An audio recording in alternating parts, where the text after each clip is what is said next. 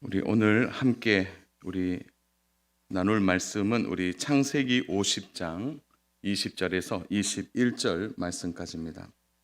우리 구약 성경 81면에 하나님의 말씀이 기록되어 있습니다.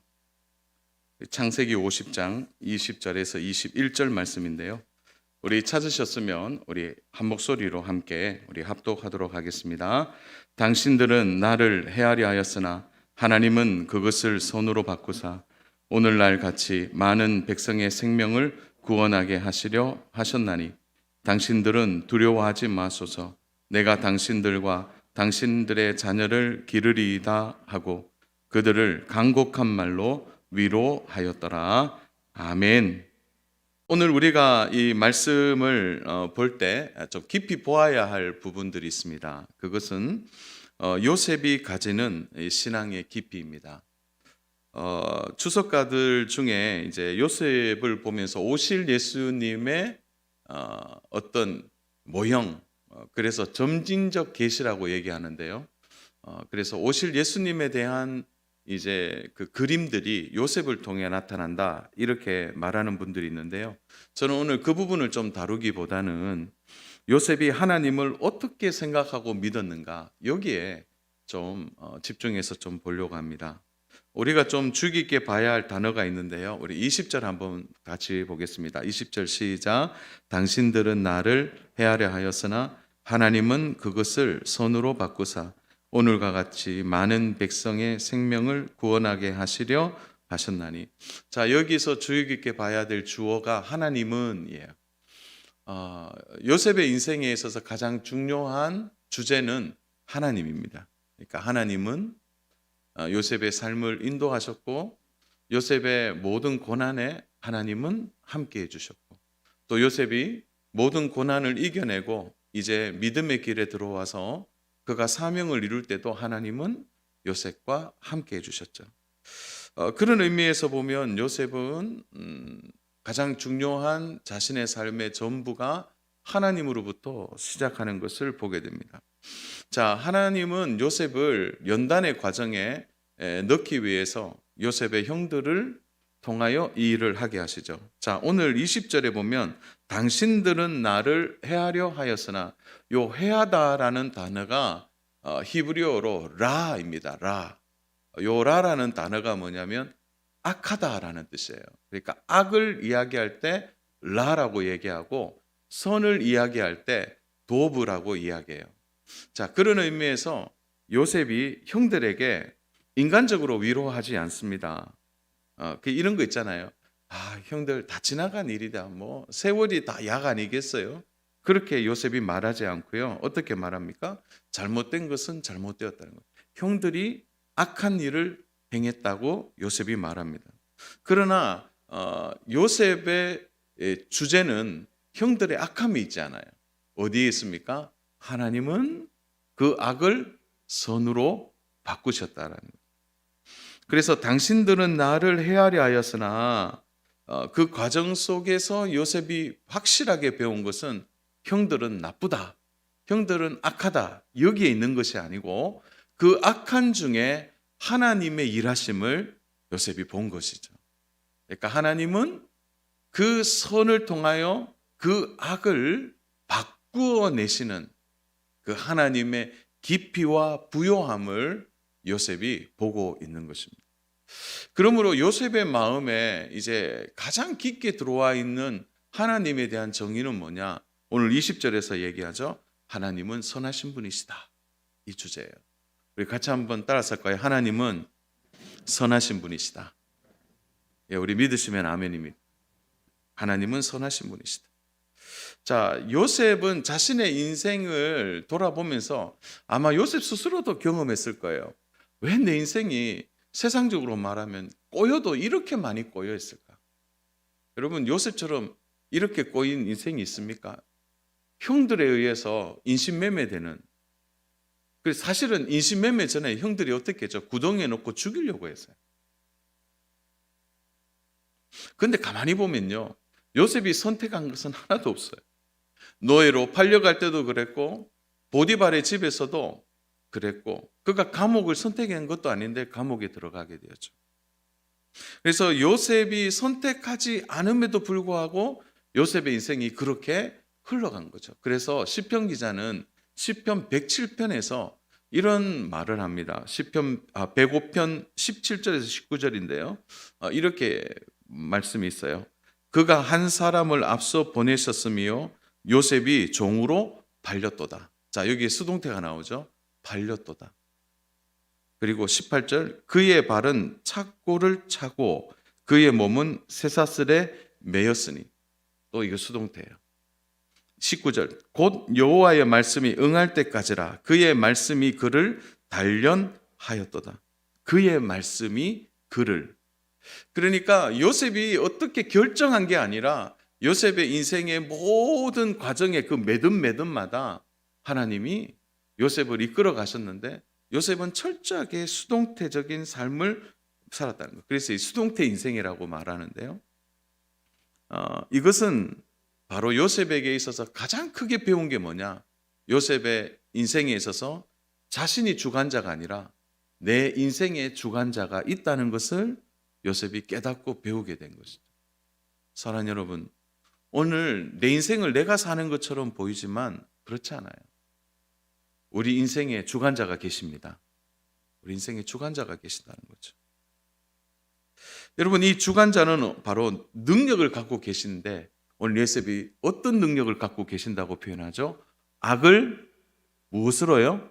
선으로 바꾸시는 능력을 갖고 계신 분이 내 인생의 주관자라는 사실을 깨닫게 되는 거죠. 그래서 요셉은 항상 하나님은 선하시다. 이 선이라는 말이 도브라는 뜻인데 이건 뭐냐면 좋은 것, 선한 것.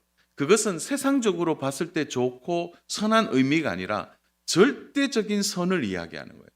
절대적으로 좋은 것을 이야기하는데 그것이 위로부터 내려오는데 누구로부터요? 하나님으로부터 주신다는 거예요.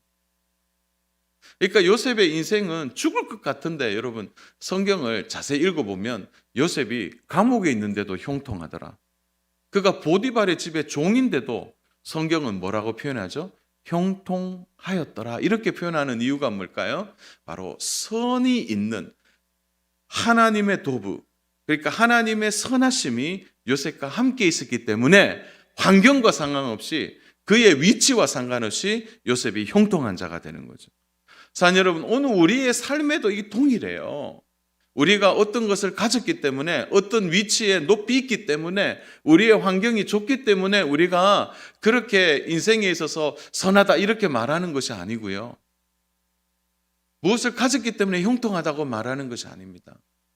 하나님은 내 인생을 주관하시는데 선하게 주관하신다는 것을 깨달을 때 우리의 삶에 참된 형통이 찾아오는 것이죠.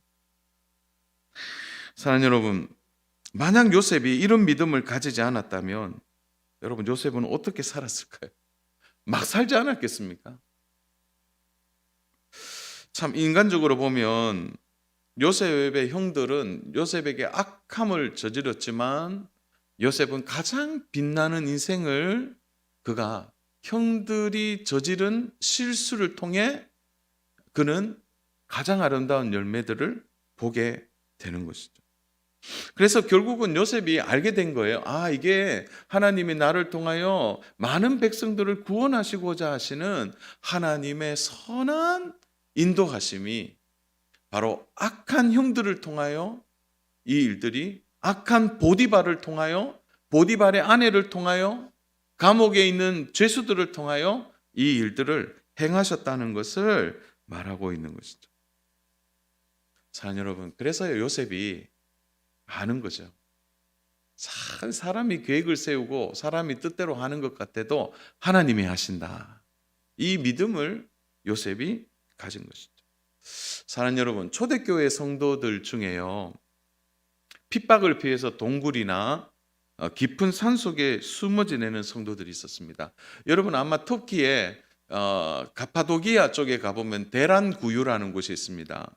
그것은 뭐냐면 깊은 우물이란 뜻인데 그곳에 숨어 살았어요.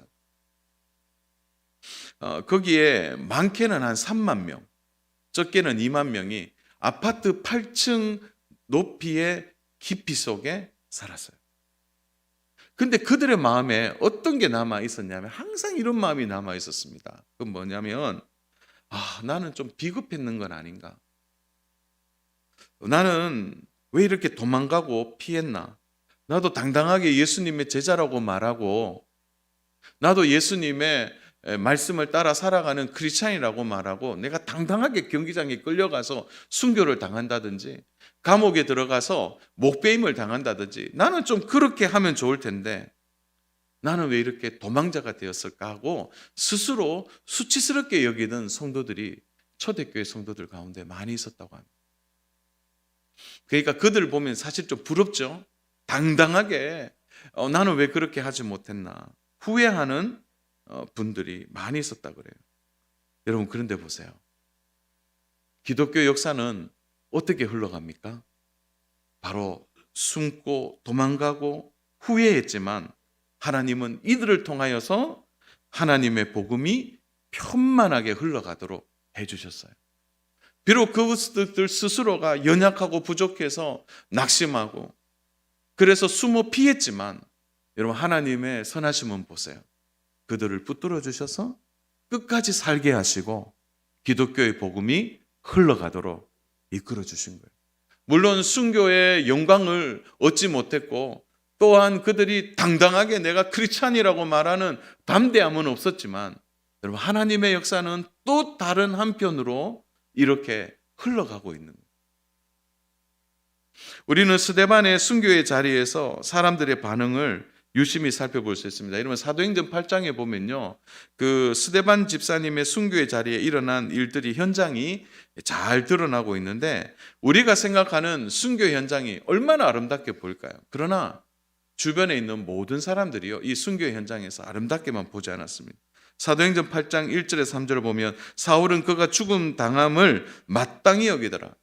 여러분 스데반이 천사 같은 얼굴로 순교했으면 감동이 있어야 되잖아요. 그러나 그런 감동이 없는 거예요. 사울은요 마땅히 여겼어요. 마땅히. 약한 거죠. 그날에 예루살렘에 있는 교회에 큰 박해가 있어 사도 외에는 다 유다와 사마리아 모든 땅으로 흩어지더라. 이 일이 성도들을 흩어버렸어요. 2절 경건한 사람들이 스데반을 장사하고 위하여 크게 울더라.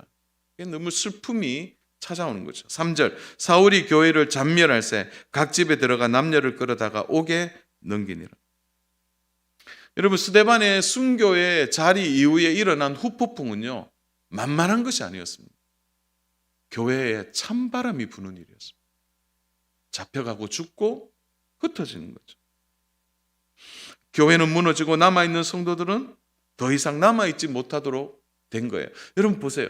이런 악함의 일들이 일어날 때 여러분 하나님의 선하심이 어떻게 작동하고 있습니까? 중요한 것은 흩어졌지만 그 일을 통하여 여러분 교회가 세워지고 아시아에 복음이 증거되기 시작했어요. 여러분 사울이 이때는 기세가 등등했지만 나중에요 다메섹에서 완전히 꺾이게 됩니다. 악한 사울이 하나님이 쓰이는 도구가 되어진 거예요. 뉴욕의 9.11 테러가 발생했을 때 2,996명이 사망했습니다. 6,000명의 또한 다친 분들이 많이 나타났어요. 여러분 이 일을 통해서요 미국 사회가 크게 흔들렸습니다. 그때 나온 가장 큰 주제가 뭔지 아세요? 하나님은 어디 계시느냐였어요. 그리고 인본주의자들, 하나님을 믿지 않는 자들이 이렇게 말했어요. 신은 죽었다. 이렇게 표현했습니다. 여러분 그러나 여러분 그 9.11 테러가 일어나고 난 이후에 여러분 뉴욕이 어떻게 바뀐지 아십니까? 미국 교회가 어떤 일이 일어났습니까? 여러분 이런 악한 일들을 통하여 그 악들이 성행하는 것처럼 보이지만 하나님은 그 악함을 하나님의 도구 아주 선하게 바꾸셨는데요. 뉴욕 교회가 살아나기 시작하는 거예요. 이 일을 통하여 죽게 돌아오는 영혼들 그리고 이 일을 통하여서 미국의 청소년들이 깨어나기 시작하고 미국 교회가 새로워지는 거예요. 그래서 그에 관련된 간증의 글들을 읽어보니까요 뭐 시간 관계상 다 다룰 수는 없는데요 얼마나 큰 간증들이 많이 있는지 모릅니다. 사람들이 죽게 돌아옵니다. 이것이 바로 하나님이 선하신 일들을 행하고 계신 것을 보게 되는 것입니다. 사랑하는 여러분, 우리는 이런 생각을 할 때가 있어요. 우리 뜻대로 내 마음대로 사는 것이 잘 사는 것이다. 근데 아니에요. 여러분, 진짜 잘 사는 것은요, 하나님의 뜻대로 사는 것이고, 그리고 하나님은 선하신 분이심을 믿고 내 인생을 하나님께 맡기는 것입니다. 사실 내 인생에 일어나는 수많은 일들은 내가 선택하지 않아도 되는 일들이 대부분입니다. 그래서 때로는 타인의 선택에 의해서 우리의 선택이 결정되기도 하고요. 때로는 내가 선택했는 것 같지만 더 큰 선택을 통하여 내가 그 속에 함몰되어서 어떤 결과를 만들어내는 것도 있다는 거죠. 그러나 기억하십시오. 어떤 과정, 어떤 결과이든지 간에 그 결과의 중심에서는 하나님은 나의 삶의 중심에 오셔서 어떤 헤아림과 어떤 악함이 있더라도 그것을 선으로 바꾸어 내시는 신실하신 하나님이시다는 사실을 우리가 믿고 의지하며 살아가야 할 것입니다. 여러분, 하나님의 의지와 계획을 보십시오. 요셉이라는 한 사람을 붙들어서 그 모든 악한 일들을 손으로 바꾸어내서 많은 생명을 구원의 자리로 이끌어내는 것입니다. 사랑하는 여러분, 십자가가 그랬어요. 2000년 전에 십자가는 죽음과 죄를 가장 복된 선으로 바꾸어냈습니다. 인류의 고통과 죽음의 문제를 완전히 십자가를 통하여 새로운 소망으로 바꿔낸 일이 우리가 아는 십자가고, 그 십자가가 바로 나의 십자가가 된 것입니다. 사랑하는 여러분, 코로나가 벌써 2년째 지나가고 있습니다. 코로나가 참 무섭다 이런 마음이 들지만 사실 코로나 자체가 무서운 건 아닙니다. 여러분, 코로나 중에도요, 하나님은 일하시고 하나님은 역사하시고 어려움을 손으로 바꾸어내시는 그 하나님을 알지 못하는 것이 코로나보다 더 무서운 것입니다. 사랑하는 여러분, 우리의 인생에서 2021년도를 보내고 이제 새로운 2022년도를 맞이하면서 선하신 하나님이 우리의 인생 가운데 일하심을 믿으시기를 바랍니다. 악한 중에, 힘든 중에, 수렁과 마치 벼랑 끝에 선 우리의 인생이라 할지라도 하나님은 그것을 선으로 바꿔내시는 놀라운 능력자시고 우리의 중심에 서서 그 일을 행하시는 선하신 하나님을 믿고 따라가는 저와 우리 귀한 성도 여러분 되시기를 축복합니다. 또 하나는요, 요셉은 이러한 상황에서도 상처에 자신을 묶지 않았다는 거예요. 왜 그렇습니까? 선하신 하나님을 그가 신뢰했기 때문에 그 상처를 그가 알면서도 자신을 묶지 않았다는 거예요. 여러분, 인간적으로 생각하면 형들 진짜 미운 일이죠. 살인 미수입니다. 그것도 타국의 은 20에 팔아버렸습니다. 여러분, 인간적으로 보면 마음의 상처를 받아도 이렇게 상처를 깊게 받겠죠. 보통 깊은 것이 아닙니다. 여러분, 그런데 여러분 37장부터 50장까지 어디를 다 찾아보세요. 요셉이 원망했다든지 불평했다든지 그가 그 아버지를 향하여 어떤 말도 한 것을 볼 수가 없습니다. 그는 이미 45장에서 형들을 용서합니다. 여러분, 사실은 누가 더 많이 울어야 돼요? 형들이 더 많이 울어야 돼요. 죄 때문에, 동생을 그렇게 한 것 때문에 울어야 되는데, 여러분, 우리가 오늘 읽어보지는 않았지만 우리 17절 한번 보겠습니다. 우리 17절 우리 같이 읽겠습니다. 시작. 너희는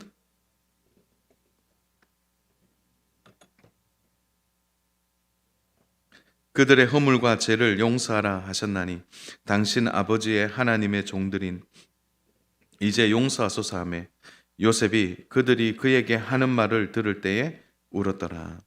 여러분, 사실은 누가 울어야 됩니까? 형들이 울어야 돼요. 근데 요셉이 지금 다시 울고 있습니다. 야곱의 장례식이 이제 고전에 있었어요. 70일 동안. 자, 장례식이 끝나고 나니까 형들이 두려운 것이죠. 아버지 돌아가셨으니까 이제 요셉이 우리들을 어떻게 해하지는 않을까 막 걱정을 하는 거예요. 근데 이 형들이 참 못됐어요.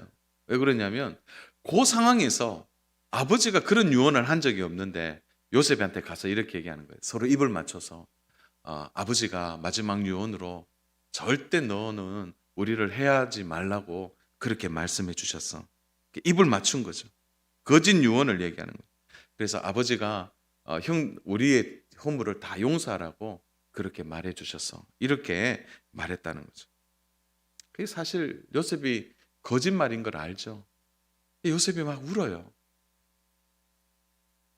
여기에서 좀 우리가 묵상해야 될 것은 요셉이 형들의 얘기를 들으면서 운 이유는 동생으로서 운 것이 아닙니다. 왜 울었을까요? 부모의 심정이 있는 거죠. 여러분, 자녀들이 거짓말하고 자녀들이 어그러진 때요, 그 부모는 웁니다. 울어요. 여러분, 동생으로서 형들이 그렇게 하면 헛웃음이 나오겠죠. 그러니까 요셉이 막 우는 거죠. 전혀 하나님의 사랑을 45장에서 이미 용서했는데 전혀 하나님의 사랑을 알지 못하는 형들의 무지함 때문에 고통스러운 울음이 있고, 두 번째로는 거짓말까지 하면서 자신의 목숨을 구걸하는 형들의 모습을 보니까 부모의 애타는 심정같이 요셉의 마음에 깊이 찾아오는 거죠. 여러분, 기가 막힌 건요, 요셉이 이렇게 우니까 그 눈물이 혹시나 우리를 향한 한의 눈물인 줄 알고, 여러분, 요셉의 형들이 어떻게 하고 있습니까? 여러분, 18절 한번 봐주세요. 18절 이렇게입니다. 그의 형들이 또 친히 와서 요셉의 앞에 엎드려 이르되 우리는 당신의 종들이니.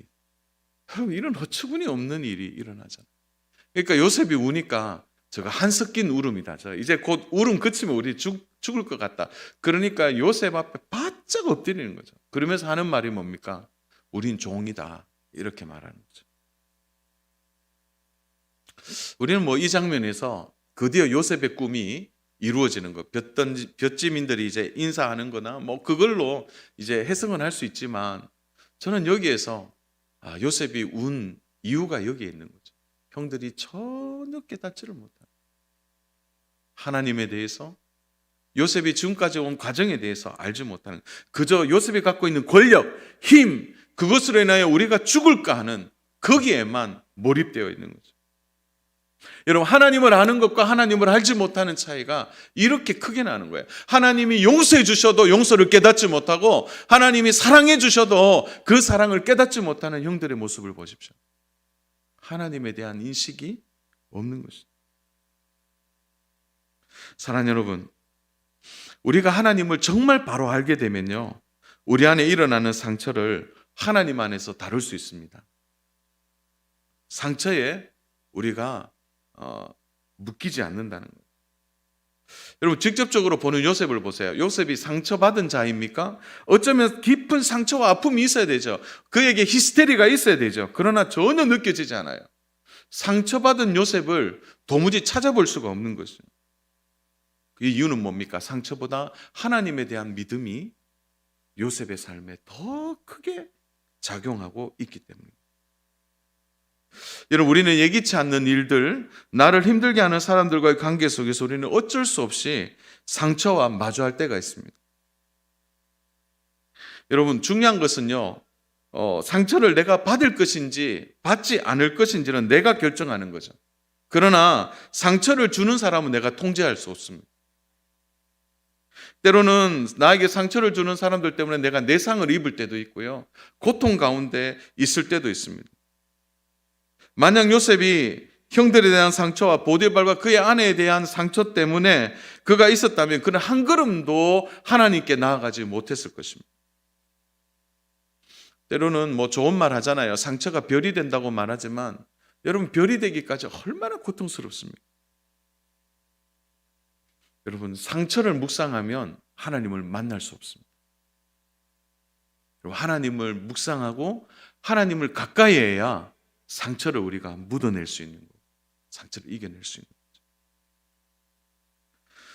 여러분, 요셉은 충분히 그 상처를 끌어안고도 남을 만한 믿음을 갖고 있는 것입니다. 사랑하는 여러분, 내가 믿음을 품을 것인가 상처를 품을 것인가는 내가 결정하는 거예요. 내가 결정한다. 2021년 한 해를 우리가 바라보면서 참 상처의 찌꺼기들이 많이 있죠. 사람들 때문에 상처받은 거 있을 거예요. 여러분, 근데 그 상처를 안고 가실 겁니까? 아니면 그 상처를 하나님 안에 다시 두어서 하나님의 선하심을 믿고 그 상처를 딛어내고 이겨내겠습니까? 그 선택은 우리가 하는 것입니다. 요셉처럼 여러분, 이 상처를 걷어내고 하나님 안에 완전히 그걸 가지고 와서 소화해내는 그런 믿음이 저와 우리 성도 여러분에게 있기를 축복합니다. 자주 쉽게 상처를 받는 분들이 있습니까? 결국은 하나님에 대한 믿음의 문제입니다. 믿음에 대한 문제. 오늘 밤 하나님이 우리 안에 있는 상처를 치유해 주시기를 원합니다.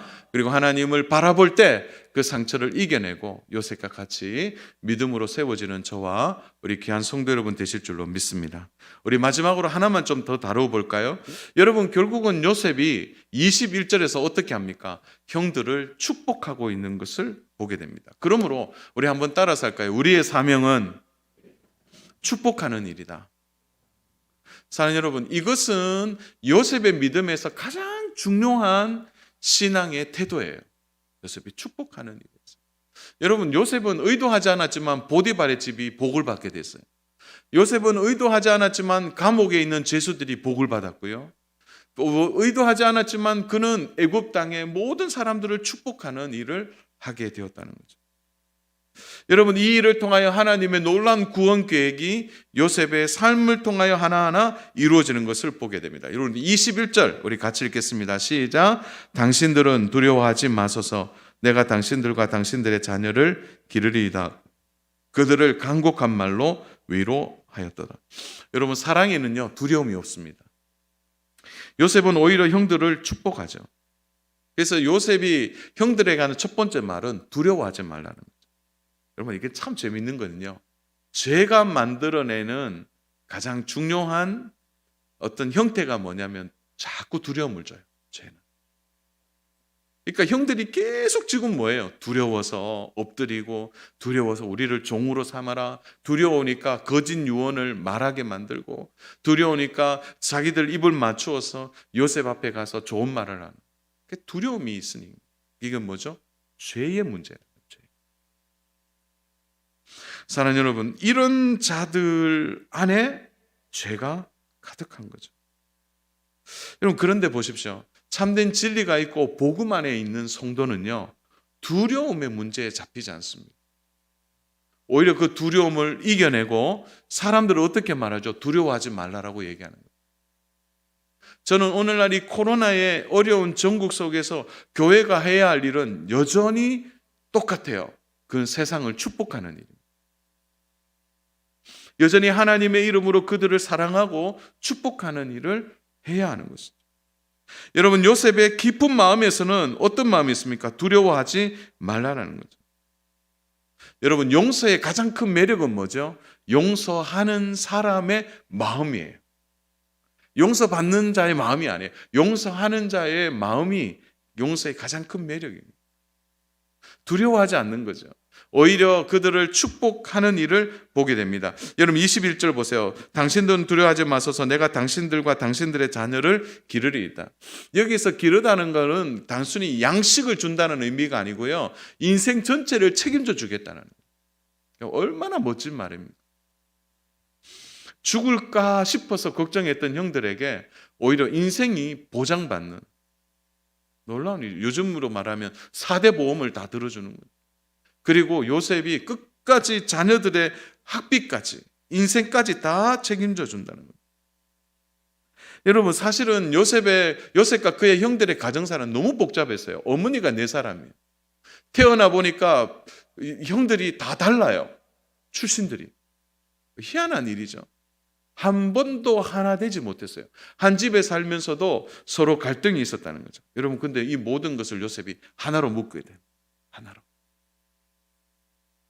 형들과 그의 자녀들과 함께 하나가 된 것입니다. 복음이 만들어내는 멋진 하모니입니다. 사랑하는 여러분, 오늘 하나님이 우리에게 이렇게 축복하도록 우리의 직장을 주시고 우리의 일터를 주시고 우리의 가정을 주셨을 때 사랑 여러분, 이 축복하는 일이 우리의 사명이 되면 성령은 우리의 가족들을 하나 되게 하시고 우리의 일터의 동료들을 하나 되게 하시는 거예요. 그래서 내년에는 많이 축복했으면 좋겠습니다. 내년에 주제가 무엇을 먹든지 마시든지 다 하나님의 영광을 위하여 하라. 내년에 우리 교회 표어입니다. 하나님 영광을 위하여. 이렇게 축복하는 일을 하게 되는 거죠. 결국은 그들을 구원하고 축복하는 일을 하게 되었습니다. 사랑 여러분, 오늘 우리가 요셉을 통하여 결국 우리는 가장 중요한 것을 배웁니다. 하나님은 선하시다. 그 선한 하나님이 어떤 악이라도 바꾸어내시고 또한 우리의 수동적인 인생을 붙들어 주셔서 강건케 하여 주시고 끝까지 우리를 주의 손에 인도해 주시는 분이시다. 그러하기에 우리는 상처를 붙잡는 자가 아니라 하나님을 붙잡는 자로서 세상을 축복하고 사람을 축복하고 나를 해하는 자들을 오히려 축복함으로 하나님의 위로와 하나됨의 역사를 나를 통해 이루어 가시는 선하신 하나님을 오늘도 내일도 신뢰함으로 2022년도를 열어가는 귀한 우리 모든 성도 여러분 되시기를 주님의 이름으로 축복합니다.